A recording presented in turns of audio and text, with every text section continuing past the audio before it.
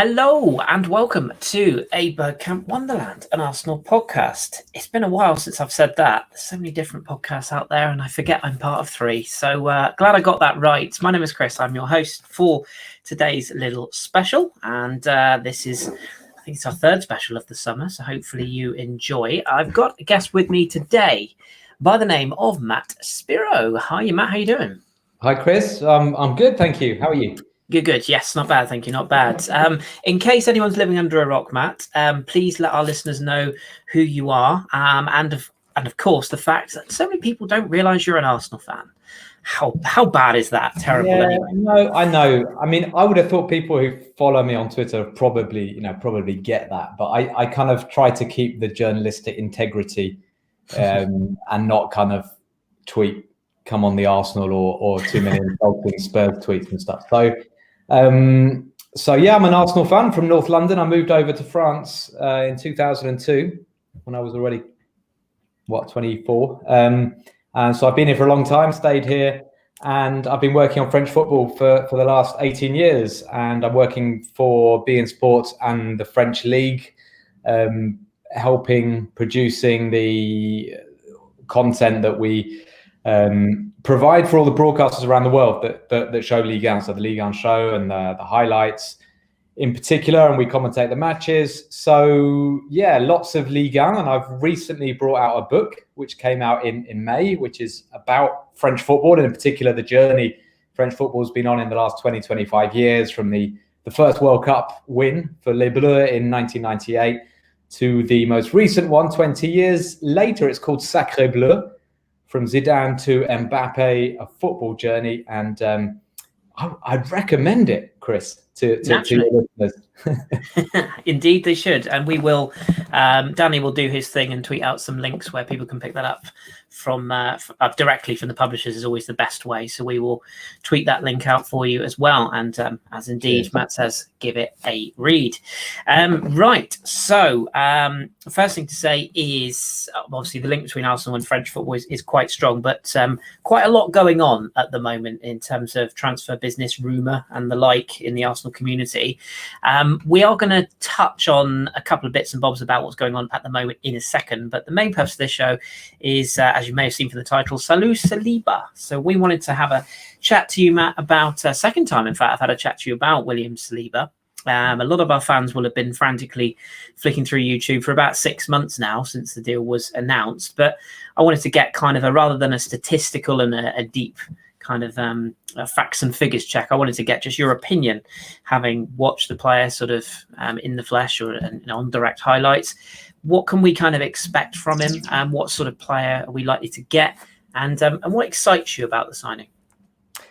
Yeah, I mean, I have seen him play a lot, considering that he hasn't played a huge amount in his career. I mean, he's a very young boy, but I remember him coming onto the scene at Saint-Etienne at 17, and comparisons have been made with Raphael Varane, and I wouldn't be lying if I said to you, because like I said, I've been in France a long time, and I commentated Raphael Varane when he came through at Lens at 17, and I remember thinking I hadn't seen a centre back with that sort of presence and that sort of quality. Somebody who at the age of 17 just looked totally at home already. It's really unusual, and immediately I thought this guy looks special, because you think, given his age, he clearly is going to develop. So I'd say, of course, I've been impressed with his overall defending, his size, his power, the way that he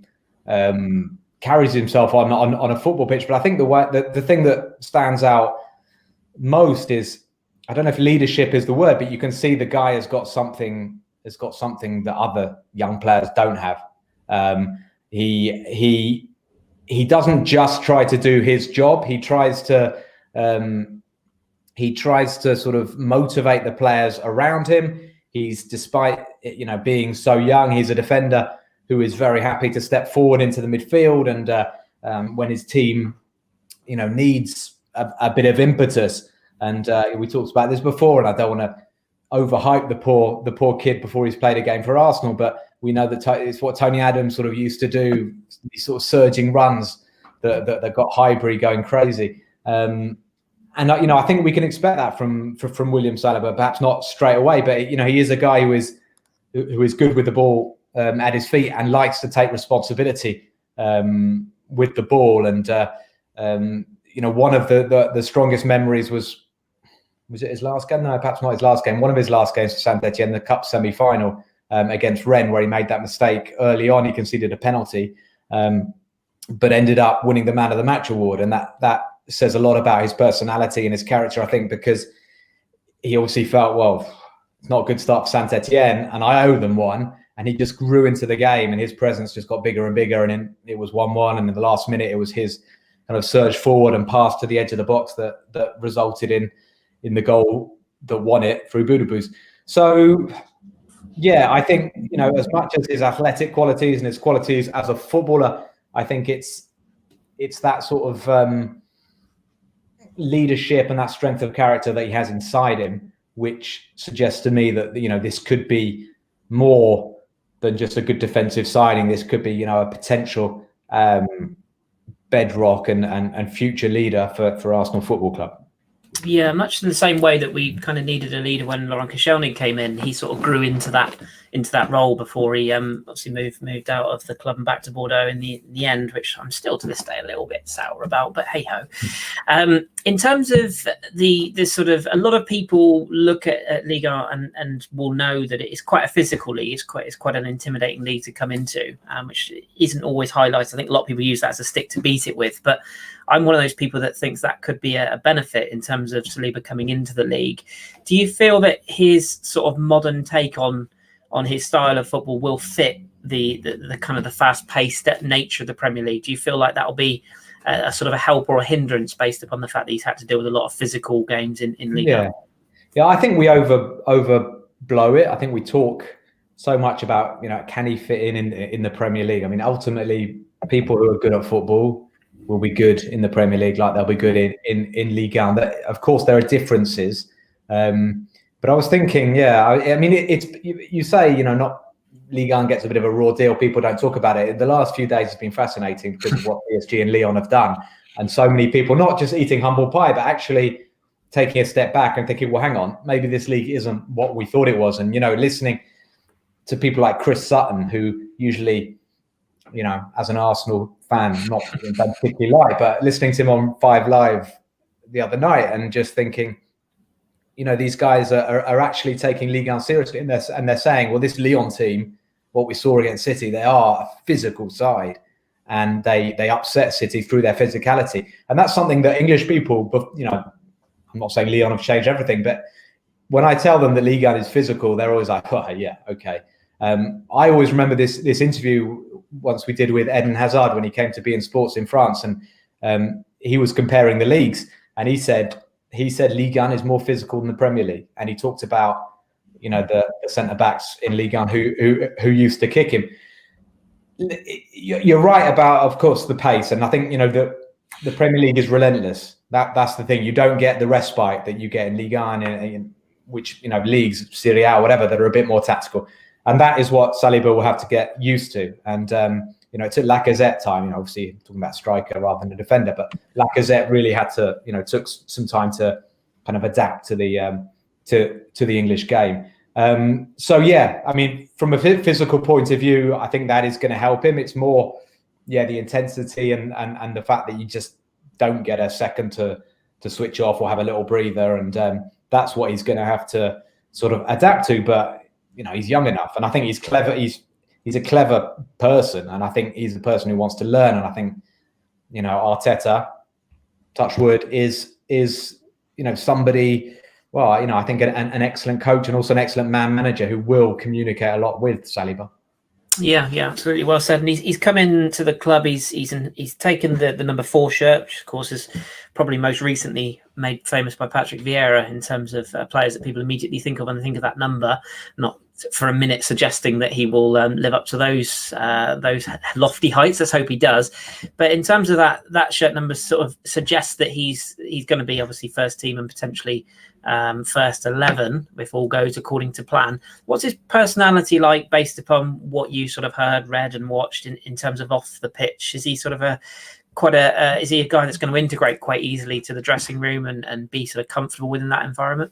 I think so. I think he's he's not a sort of brash extrovert, but at the same time, he very quickly sort of integrated into the Saint-Etienne first team squad, and he learned a lot, obviously, from Loic Perrin, who was the club captain and played alongside him at centre back at Saint-Etienne. And Loic Perrin says, he was always very humble and always very sort of ready to listen to advice. And I think he got a lot from Perrin and from Jean-Louis Gasset, who was Saint-Etienne's coach, who did an awful lot more than Claude Puel, who came in afterwards. I think the whole launching of Saliba as a professional was Gasset. So I think he's by all accounts a very stable, likable young fella who's got a big appetite to be a big footballing star. I think a little bit like Kylian Mbappe, also from Bondy. He's seeing things big. He's seeing. I'm not saying he's seeing Arsenal as a stepping stone to Real Madrid or Barcelona or what have you, because obviously in a few years it'll be Arsenal winning the Champions League and stuff. So, but he sees himself playing for France. He sees himself winning trophies, big trophies, and So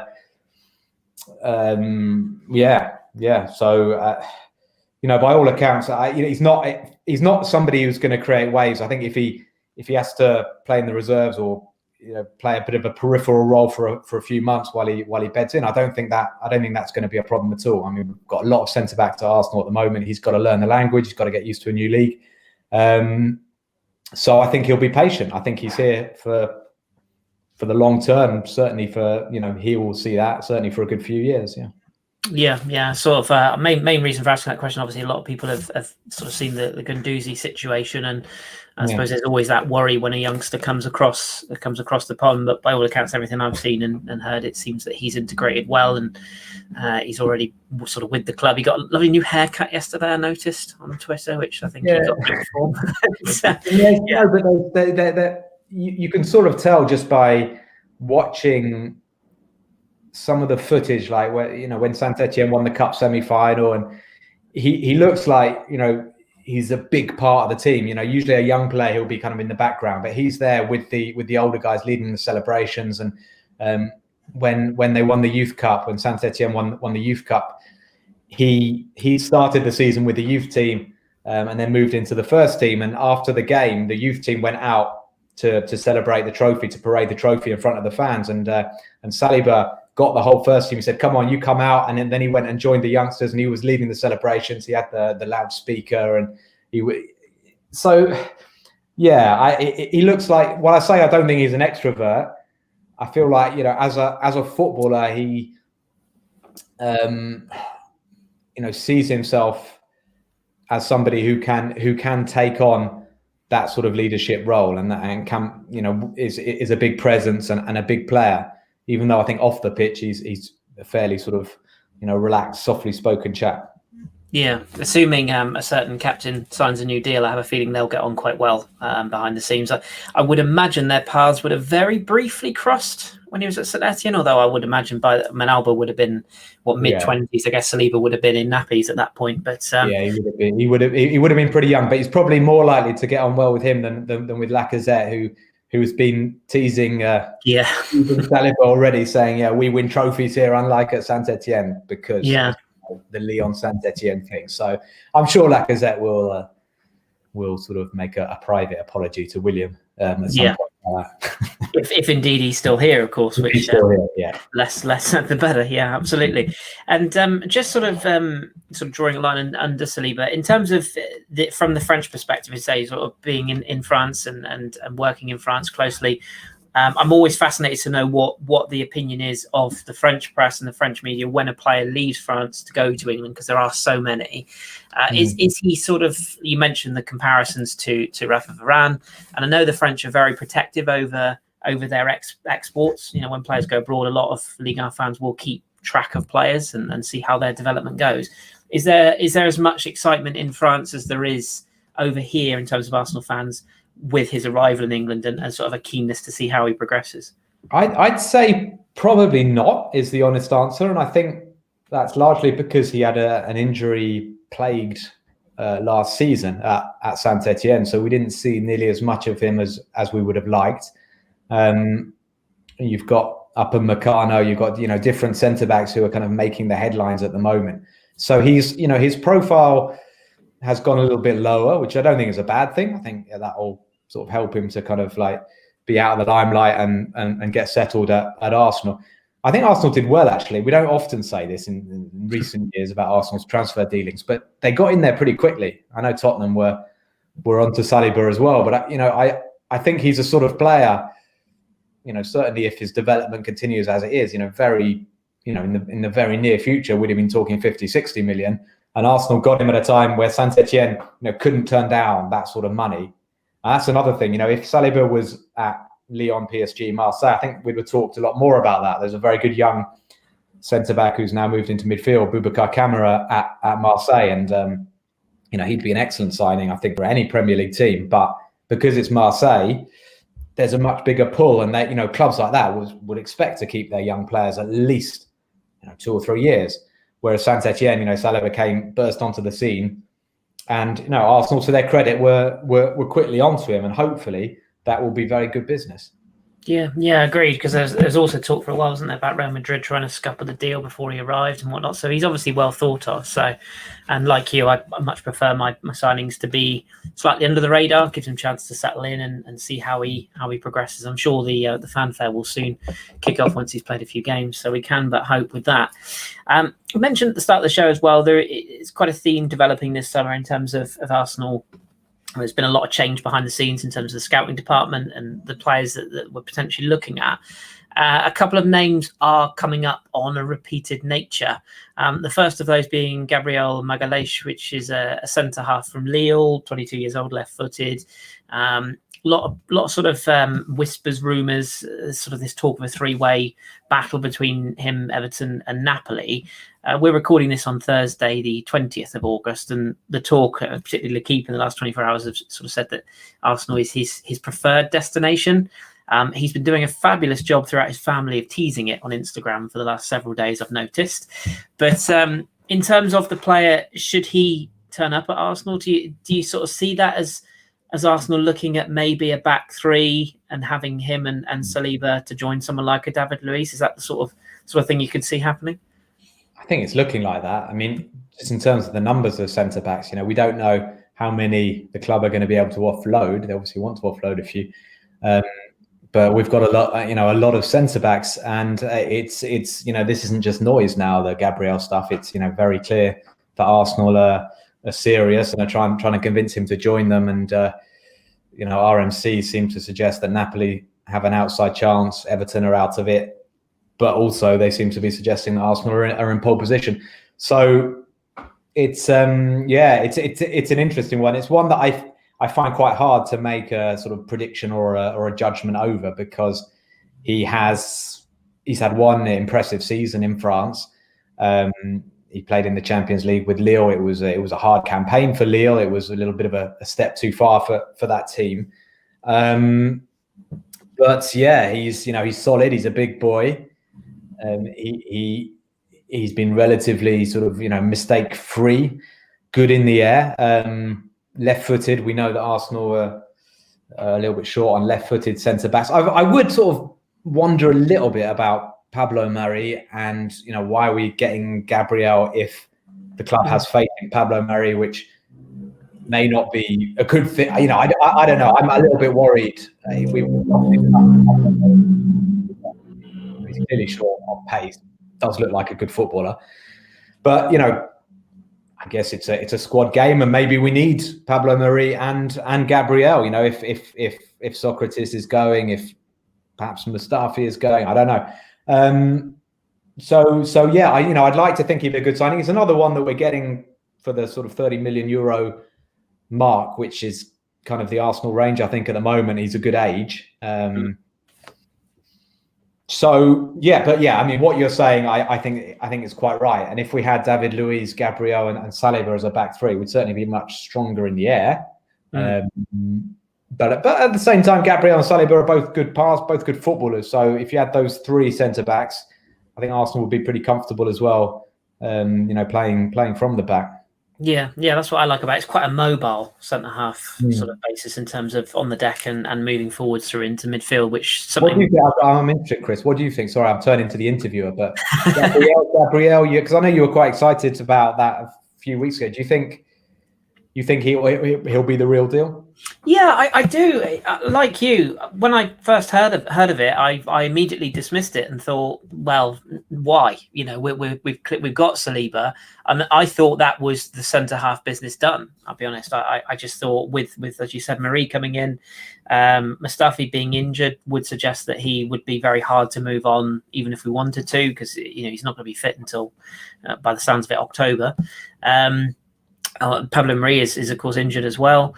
I looked at it and thought, Holding and Chambers, you probably expect one of the two to go, if not on loan permanently, unless they're going to use Chambers in midfield. Sokratis to Napoli, I think, has got quite a lot of legs, and I do wonder if that might end up being, in a way, us kind of throwing out our old and bringing in our new, whereas Napoli end up with him, and Napoli don't get Gabriel, which would be quite ironic. But that does sound like a move that would work for Napoli. They've already got Kostas Manolas, so there'd be a full Greek centre-back partnership at Napoli, and I think they're trying to move on Koulibaly, so that one makes a lot of senst to me. But it's got more legs than Sokratis, perhaps. Yeah, quite possibly. It is a weird one. But then I suppose when you look at it, David Luiz is the wrong side of 30. Realistically, has got 1, maybe 2 more years in him. And maybe Arteta's looking at it and thinking, I'll start the season with David Luiz, and then by the end of the season, maybe we've moved away from him. Potentially, that may be the way. And I think Luiz, for all his criticism that he takes, I think he's a realistic footballer. He was pretty good at PSG, I seem to remember, in terms of how he integrated with the dressing room there, and he seemed to bring a lot of people together there. And I think that's why we've kept him on, as well as his footballing ability. So he's a really cool guy, actually. That's what, because I hated him because he was Chelsea, and then I crossed paths once or twice, post matches, and we always try and get interviews in English, and we're like, "Oh, David, a quick word," and he's a really nice guy. I remember there was one game he could hardly walk. He had an injury, and he stopped, and he had a good chat. And he's not everybody's cup of tea, but I do think he's a top man. Not like I know him extremely well, but it's unusual to get footballers who are just really kind of normal and just open and smiling and happy to chat. And he's like that. So he is probably a very positive influence in the dressing room. Yeah, and the fact he's Brazilian as well will potentially help Gabriel. I mean, I know it's a bit of a cliche, but when you've got somebody who is your own nationality, particularly in your own centre back position, that's got to help in terms of your transitions. I mean, I do think it's. Say I initially dismissed it, but looking at it now, I think it does make a lot of sense, and it will just be really interesting to see who moves on, because you can't keep them all happy. Saliba's not, as you said. I actually think Saliba will take a while before he is first team. I think we'll integrate him for the first few weeks of the season, but he will obviously have come to Arsenal to want to play. Luiz will want to play. Mustafi has done enough to suggest that he will be in Arteta's thoughts, if nothing else. I think it's a deal that makes a lot of sense. There is one other deal that I do want to just get your opinion on, which, when I say deal, that's the furthest from the facts right now. But you mentioned the rise of French football in the past week, and Olympique Lyonnais, one of their star men, Houssem, Aouar, had a really good game against Manchester City, I thought, and over the game with Bayern Munich, although it was a game that ultimately Lyon suffered in for long periods, I still thought his drive and his sort of ability on the ball and his consistency in terms of trying to move the ball forward and make something happen.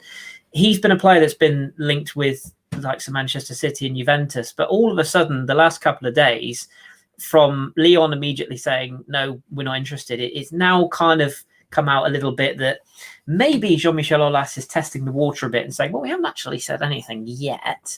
And there's talk of a Guendouzi plus cash offer coming in. Is it just a little bit of paper talk, or do you think Aouar is the sort of player that Arteta could fit into that midfield? No, I think Arsenal are interested, which is great news, and it's great news. Certainly, what L'Equipe have reported today, that Arsenal are the only side who have made a bid and are in contact with Juninho, the sporting director. Juventus and City are interested.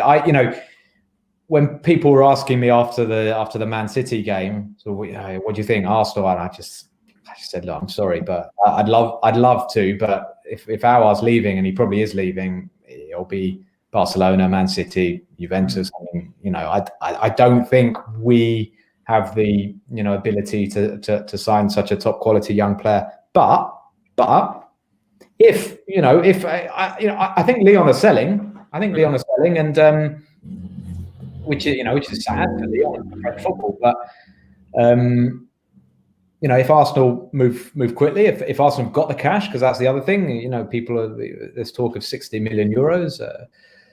Having sort of a few weeks ago, people talked about 40 million euros. It's now, because he had a couple of good games in the Champions League, his price has gone up 20 million. I think it'd be an absolutely fantastic signing. I think it's been strange for the last few days because, again, I talked about Chris Sutton, but people like Chris Sutton suddenly talking about Lyon and Paris Saint-Germain, and everybody sort of gushing about over Houssem Aouar, and he was exceptional against City. I thought against Bayern, I thought one of the main problems in the first half was that Houssem Aouar really struggled actually, and was miscontrolling quite a lot. His passes weren't quite coming off. In the second half, he really it was more like the real Houssem Aouar. We saw that drive, like you said. We saw his link-up play, his pace. But yeah, and then today everyone's going crazy about Houssem Aouar, and actually, you got 6 out of 10 in L'Équipe. We know L'Équipe are quite harsh, but yeah, he didn't have a great game by his standards against Bayern Munich. And you and I have been watching Houssem Aouar for probably 5 years already. Already 2 years ago, he absolutely ran the game against Manchester City in the group stage at the Etihad. And Guardiola apparently fell in love with him then and thought, I want to get you. So, we've known about this guy for a long time.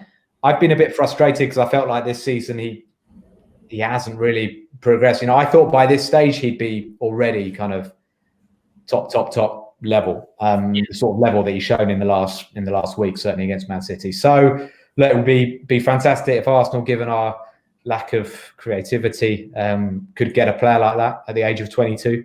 But yeah, I have doubts. One, because I think Aouar would be hard to convince to go and play in the Europa League at Arsenal. And two, regarding Guendouzi, I'm not sure Lyon wants him, and I'm not sure he would want to go to Lyon. I just feel for him going back to Ligue 1 might be, I'd see him more in Spain or even Germany, but probably more likely Spain. Just because I'm not sure he wants to go back as a failure. He's not been a failure, but you know what I mean? Yeah, it's a great point. It's an ego thing, isn't it? It's kind of in his mind, he's clearly a very confident young man, rightly and wrongly in some respects, but he clearly thinks a lot of himself. And like you said, I think in his mind, he would think, I can't go back to French football. It's below me now. Ligue 1 players who have left for a bigger league don't like coming back unless the end of their career or unless PSG are offering them 200k a week. yeah, indeed, yeah. And just one other quick thing on Aouar. What's his best position, do you think? Because I go back and forth on this one. I love him as a cam, as a sort of a creative.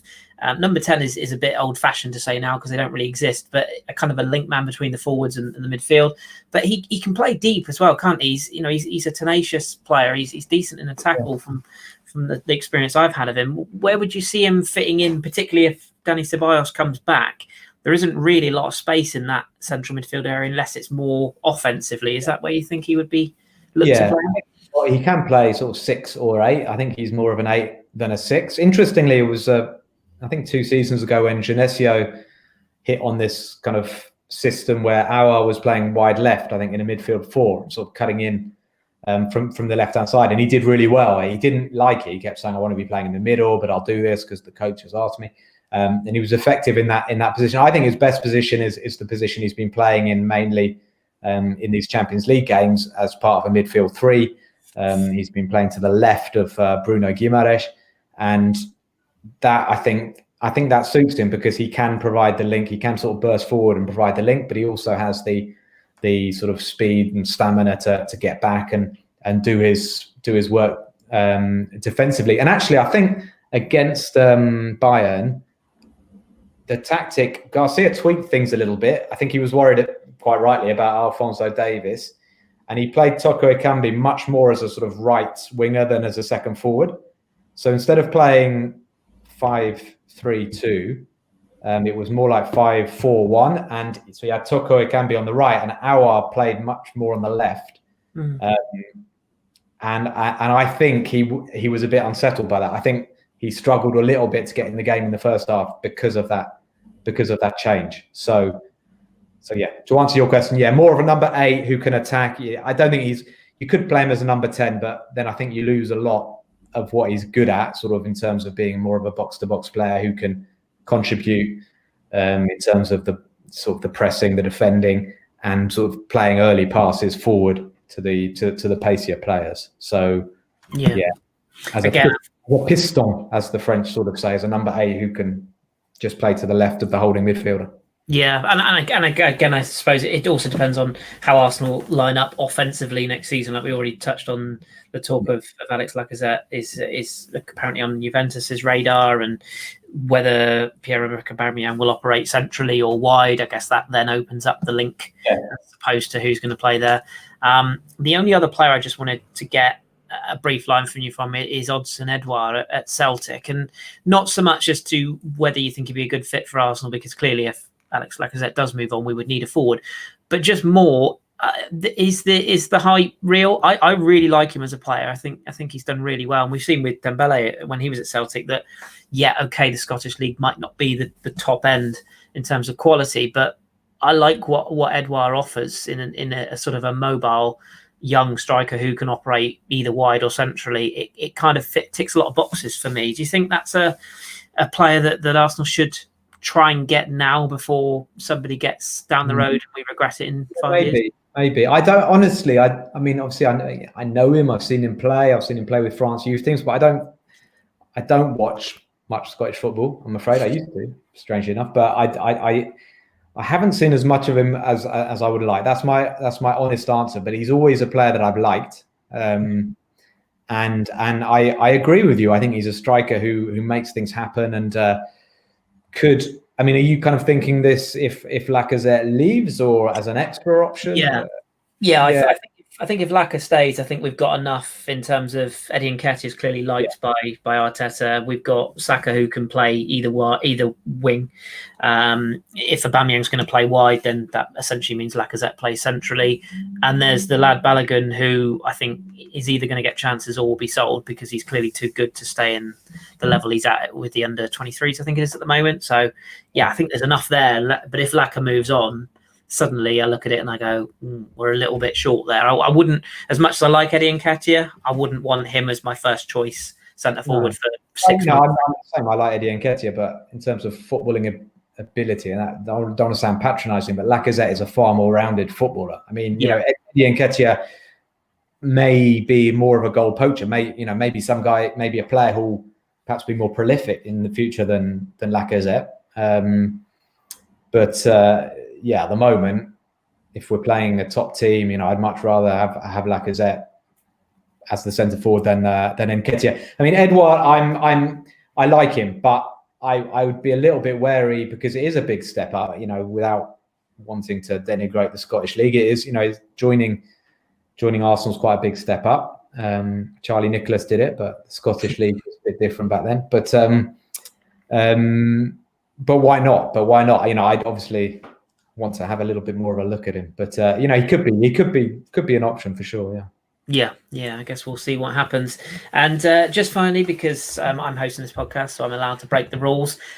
Give me 3 names that you are going to be keeping close eye on in Liga this season, in terms of they can be go for goal, they can be new signings, or they can be players that you just like the look of.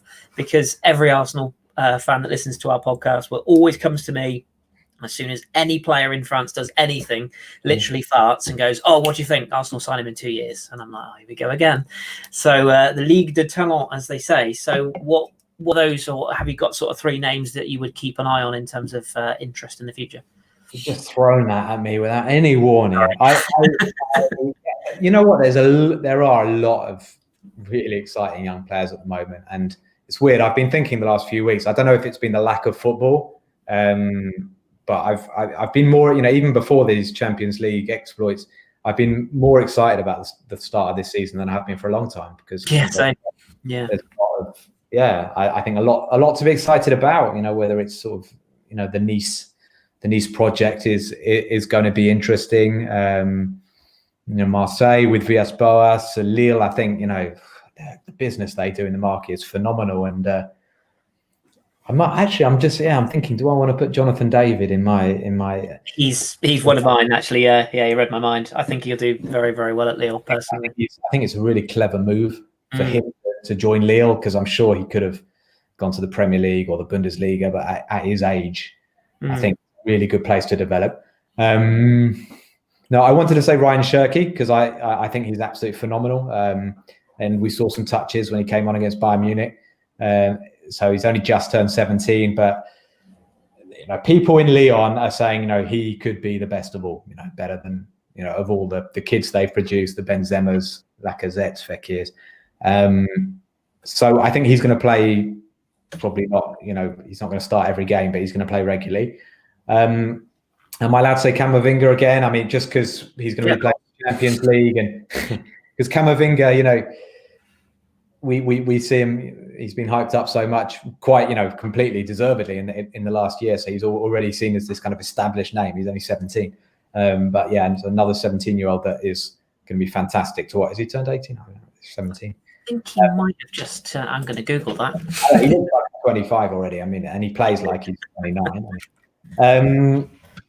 Camavinga, Jonathan David. I'm hesitating. Who else do I really want to watch? Who I think is going to do really well? I'm not going to go for Jonathan David, and I might be wrong here, but I think Kasper Dolberg could have a good season. Yeah, good shout. Yeah, just because I think we saw signs in the second half of the season before the pandemic hit. He's been looking really sharp by all accounts in pre-season, and Nice have got a team now, I think, to be able to attack, with guys like Ronnie Lopez, who they've bought. I think he might get a bit of service. So I can see him. He might be the sort of Ben Yedder, the guy who's going to push Mbappe or Neymar for the Golden Boot this season. Yeah, I would agree with all of those names. I think you already mentioned one that I like the look of in Boubacar Kamara. Is another one I want to keep close tabs on this year. I'm not sure where he's going to play. The Argentine centre-back that Marseille have signed as well it comes with quite a good reputation, whose name completely escapes me. Leo Balerdi. Yeah. That's the Badger.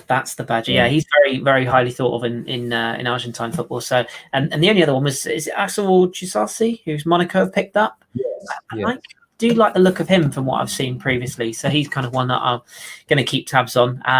But we all know Monaco are going to be interesting as well because they will be getting more players in the next few weeks, no question. I think they had like 66 players on their books or something. They've managed to whittle it down. The poor Englishman who's come in, Paul Mitchell, who's now the sporting director, his job is like, all right, can you get rid of about 30 players, please? No pressure. They're managing to get rid of some of the furniture, including Kamil Glick, who must have been quite hard to move. But they moved him on, and they're going to be. I think they'll make two or three biggish signings in the coming week. Yeah, and probably some of the nicest kits in Liga in Monaco this year. I'm very, very fond of those. But it's such a bizarre club, but it's just great to have them. It really is. Yes, we will. We'll certainly keep across all the future sort of ins and outs, and of course, you and I will of course be keeping close eyes on French football in the coming weeks. So we will hopefully, if we can make our schedules tick over correctly, and that we'll hopefully have you on again throughout the season, maybe with your Arsenal hat on, and we'll touch base with you again. And just to sort of for any of our Twitterati out there that I say, if you're not following Matt, have a word with yourself. But if you're not, Matt, where can people find you? And just remind us again the name of your book and where to find it. Yeah, so you can find me on Twitter at Matt Spiro. There should be some links on my Twitter account for the book. It's called Sacré Bleu: From Zidane to Mbappe, a football journey. It's being published by Bite Back Publishing. So if you go to Bite Back Publishing's website, you can order it you can order it there, and I'd be very grateful, and hopefully it'll be a good read. So thank you very much, and also keep an eye out on BT Sport for our Ligue 1 coverage, and the Ligue 1 show is back. We delivered the first one of the season today, and I just had a look. I think it's on 6:30 UK time today, Thursday, so that's coming up, and probably again on Friday. And I wanted to say that, Kris, because we've got a feature on Lorient in it. Excellent. Interviews with their young Austrian striker, Adrian Gerbic. Yes. Garbage. Not sure how to pronounce that without making it sound like garbage. And the coach, Pellissier, and Jeremy Morel. So there you go. Fantastic. I will, of course, be watching that, and nice to cram in a Lorient reference. I appreciate that. Jeremy Aliet, thanks you as well. But yes, we will we'll certainly keep across that. And as always, if you've got any questions for us that you want us to put to Matt, then we will do our best to get those answered for you. But Matt, thank you very much for giving up your time. You're a busy man. Really appreciate it. No problem. It's been a pleasure. Thank you, Kris. Good stuff. And that was a Bergkamp Wonderland Saliba special. Thank you very much for listening. We will, of course, be back with regular podcasts, both in the coming weeks and throughout the season, which has got to be like 3 days away or something crazy. It's nuts. It all starts again in France tomorrow. The Charity Shield, Community Shield, as it's called now, I think is back in a fortnight's time. And by then, of course, Arsenal will have at least 27 new signings. So until then, keep it Arsenal, and we'll speak to you very soon.